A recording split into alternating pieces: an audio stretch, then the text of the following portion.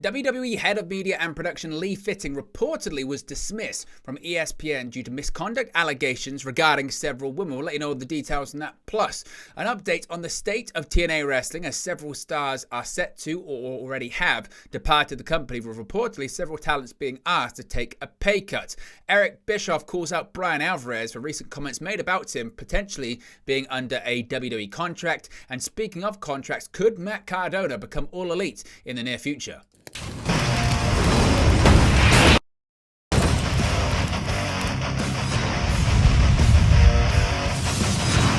Hey guys, welcome back to Wrestling News 365. Hope everyone is doing very well. As always, there are plenty of news stories to get into in the world of professional wrestling. Let's begin with a bombshell article from The Athletic regarding WWE's replacement for Kevin Dunn, that being the head of media and production Lee Fitting. Of course, you may recognize the name as he comes up in the executive producer credits at the end of every WWE program. Now, a new report from Katie Strang and Andrew Marchland of The Athletic states that former ESPN producer Lee Fitting was dismissed from the company due to allegations of misconduct. According to the report, Fitting made comments objectifying women, criticizing their physical appearance, and made crude jokes, some sexual in nature. A complaint was filed against Fitting in 2023. He was dismissed from the company in August of the same year. Fitting had been with ESPN for over 25 years and most notably produced ESPN College Game Day. Now, according to the really in-depth article from The Athletic, many women who worked on College Game Day and under Fitting elsewhere at ESPN, The Athletic spoke to more than 20, including 6 who participated in the network's 2023 investigation into Fitting, said that the workplace culture under Fitting featured boorish behavior and offensive remarks, many of them sexual in nature. The article goes on to say, quote, around 2012, some ESPN employees were watching the NCAA's men basketball tournament from a conference room in Bristol when Fitting allegedly commented on a woman who was not present and didn't work at ESPN and her ability to open her throat to down a beer, and then joked that the woman would be good at performing fellatio, according to one person present. The Athletic also spoke to a former ESPN employee who the person present told about the alleged comment. Fitting, via his spokesperson, said the incident never happened. In a production meeting around 2014, no chairs were available for a woman on staff. Fitting patted his lap and said to her, quote, I've got a seat right here for you, according to one person in the room and another person who was told about the remark from another individual present. Fitting denied this allegation. One female ESPN employee said that Fitting sent her a text message around 2018 that read, quote, you look hot, end quote. She showed the text to a producer who recalled the woman's hand shaking as she showed the producer the message. On more than one occasion, he jokingly asked a female staffer for her hotel room number and routinely joked about performing bed checks, according to College Game Day employees. Fitting denied those allegations. He also allegedly bragged about his and his wife's robust sex life, according to multiple sources. When he saw a woman in an outfit he liked, he'd let her know, sometimes in ways women and other employees found crude and or humiliating. He once loudly exclaimed, God damn, when a woman appeared on a set in a skirt that he liked. These types of comments were also so frequent that one female College Game Day employee developed a strategy to blunt his behavior. Whenever he would say or do something inappropriate, she would open up a notebook and mimic writing something down. When Fitting would ask what she was doing, she'd respond, quote, just jotting this down for the book, end quote. Many women who worked on College Game Day and under Fitting elsewhere at ESPN said they felt pressured to go out for drinks and tolerate the inappropriate remarks, worried that if they did not present as members of the boys' club, they'd be ostracized. Sometimes before or after saying something crude or sexist, Fitting would use the phrase, it's okay, she's one of the guys, to justify why his remark was permissible, sources said. When one female employee left the show, Fitting dismissed her as no fun in front of a group of employees, according to one person present. Some women who appeared on camera were told by Fitting how to style their hair, how much makeup to wear, what outfits he approved of or did not like. He sometimes referenced aspects of their body that he advised them to conceal. One woman said that one day when she and Fitting were working in different locations, he had seen her in an in-house feed and texted her that he liked her hair in a ponytail. She brushed off the comment, but he texted again, "Put your hair up in a ponytail." The woman replied that she had already been in hair and makeup for the day, to which she said Fitting responded, "Put your hair up in a ponytail before I do it for you." Fitting denied, saying that he would put her hair up if she did not. Another woman said Fitting, in addition to commenting on her makeup and wardrobe, told her she should refrain from laughing on air because he found her laugh annoying. The Athletic spoke with a person she later told about the exchange. Quote, "You already have these things in the back of your mind, and then when somebody doesn't think you can advance your career because you don't check a box, that awareness can become an insecurity," one woman said. Fitting, via his spokesperson, said it was his job to provide feedback to male and female on-air talent regarding their appearance and on-air delivery. Fitting commented so frequently on how women looked that judging women in a way that became ingrained in how he operated the show. In the production truck, he would direct people to scan the crowd for hot women to be shown in the broadcast, according to multiple people who worked with him. In 2012, College Game Day was in South Bend, Indiana, for an October game between Notre Dame and Stanford. Fitting had an issue with the crowd shot behind the studio set. The Notre Dame cheerleaders in shot were not attractive enough. There were no Oregon cheerleaders, he remarked. Fitting had a particular fondness for Oregon cheerleaders, multiple people said, citing comments he made about them that spanned years. As Fitting ordered the Irish cheerleaders cut from the shot, no one batted an eye.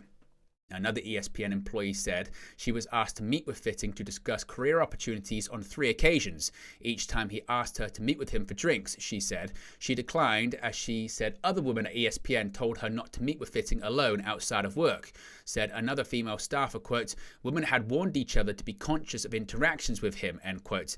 Fitting said through his spokesperson that it was common for him to get drinks with men and women as part of his job. Of course, Fitting was hired by WWE to produce WWE Raw and WWE SmackDown in January of this year. Fitting, via his spokesperson to The Athletic, denied some of the allegations made against him while choosing not to address others. He declined to comment on the broader characterization of his time as someone who mistreated women during his tenure at ESPN or why he was let go by the network. A WWE spokesperson told The Athletic the company had no comment on the allegations against Fitting. Of course, WWE is named in an active lawsuit filed by former employee Janelle Grant, who accused Vince McMahon of sexual assault and sex trafficking. Of course, if we get any more details or developments in this story, we'll let you know in a future video. Now, the state of TNA Wrestling. TNA held their final set of TNA Impact tapings for the year on December 14th, and a good chunk of the roster are nearing the end of their deals, with some having already left the company.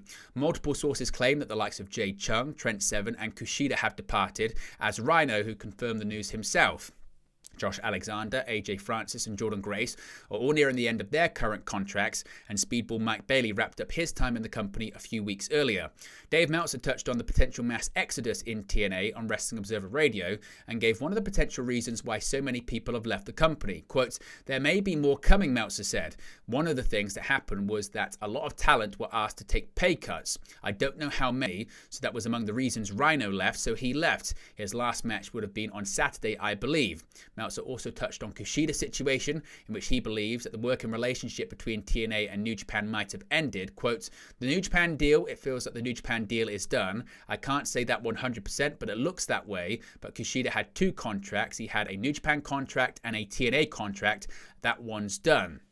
Now, Kushida isn't the only star who knows exactly where he's going in the immediate future, as Bailey is reportedly set to start with AEW in 2025, while Meltzer believes that Grace will be the one heading to WWE once her contract expires. Now, just in the time of recording this video, more details have come out regarding another talent set to possibly leave TNA Wrestling. Fightful Select has reported a number of TNA contracts are set to expire at the end of this year, with many talents working their last contracted loops. Among them is Steph DeLander. Now, DeLander has been out of action since early August and has only wrestled 1 match since mid-May. DeLander sustained a spinal injury that put her out of action. Fightful have been told there is some interest in TNA bringing her back once she's able to do so. DeLander was the winner of the 2023 Indie Act of the Year at the Fightful Awards before signing with TNA and committing more time to there. Fightful said they've not learned what DeLander's timeline is for a potential return at this moment. Now, Eric Bischoff has hit back at Brian Alvarez for recent comments made about the former WCW president regarding being under a contract with WWE. In typical fashion, Bischoff had a lot to say in his response. I don't think I've ever met Brian Alvarez, but what a dumb little fucker. I am not under here's how stupid he is. I mean, you don't even have to have much experience or common sense to figure this out, but clearly Brian Alvarez is short on both.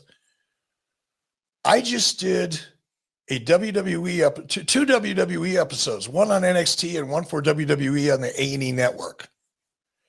And then 48 hours later, or 24 hours later, whatever it was, I'm on an MLW show, who, by the way, was in a lawsuit with WWE. Do you think, you stupid little fuck, that if I was under contract with WWE, I don't even have a Legends agreement with WWE. Yes, you do. I read it online. God damn it! They can't. You don't know your business. I can't wait for the back pay check to show up. How dare you think you know more about your income? I don't have a written agreement with anybody. I don't even have a handshake deal with anybody. Lying. If they call and I'm available and it sounds fun, I'll show up. And that goes to everybody. If TNA or if Impact were to call me and say, hey, we're doing something, we'd like you to show up. If it fit into my schedule and it sounded fun, I'll do it. So again, this is a perfect example of guys like Brian Alvarez, a needy little fucking elf, and his partner Dave Meltzer, talking out of their ass when they don't know what they're talking about ever. They just don't know what they're talking about. Now, Matt Cardona, is he likely to become All Elite in the near future? Well, a report suggested that AEW was considering offering a formal contract to Matt Cardona. Wrestling Observer Radio has offered a new update on the situation. Of course, Cardona currently is involved in a cross-promotional storyline with Chris Jericho. Cardona appears close to signing his first long-term deal with a major wrestling company since being released by WWE in 2020. Now, the Observer's Dave Meltzer suggests it's only a matter of the two parties dotting the I's and crossing the T's. Quote, I know he was offered a contract. I don't know if he signed, Meltzer said. I guess maybe he's close, yeah. Now, it's worth noting that AEW's online store has begun selling Cardona t-shirts. Cardona's shirt is emblazoned with a headband-wearing skull with the text always ready. The fine print at the bottom of the page says all merchandise is owned by Ring of Honor. After dipping his toe in AEW a few times since the ribbon was cut in the company, Cardona surfaced in its sister promotion Ring of Honor on December 5th to challenge Ring of Honor World Champion Chris Jericho. The two will clash at Ring of Honor's Final Battle pay-per-view this week on December 20th. Meanwhile, Jericho made a surprise appearance at Cardona's GCW booking on December 14th, cloaked in a face bandana and a hooded sweatshirt. Jericho nailed Cardona with the butt of a baseball bat, allowing Effie to pick up the victory, although Effie ate a Judas effect after Jericho revealed himself. If Cardona gets the major deal he's been clamoring for, December's events may suggest he may be featured more prominently in Ring of Honor than AEW. He would, of course, be free to appear in AEW as much as CEO Tony Khan and his creative team sees fit. Cardona did pick up a victory against Brian Keith on December 13th's AEW Rampage. But there you go, guys, the latest pro wrestling news for you. Be sure to smash a like on the like button. Be sure to subscribe, bottom right hand corner. As always, let me know your thoughts in the comment section below, and I'll speak to you again very, very soon.